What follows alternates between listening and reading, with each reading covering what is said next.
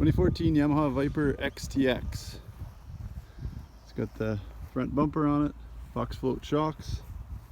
The XTX, so it has the wide front end. 14 has the better skis. It's been clutched. It's got an MPI turbo on it. A couple little decal marks there. Other than that, that's it. It's got a skid plate on it. Goggle bag, hand guards, tunnel bag.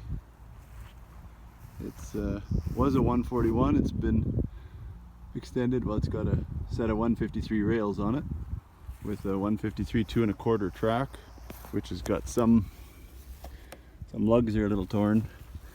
It'd be a nice one to cut off right about there and make a nice stiff 1¾ track, because it's also geared, still geared XTX, so it's geared high. It's got scratchers on it.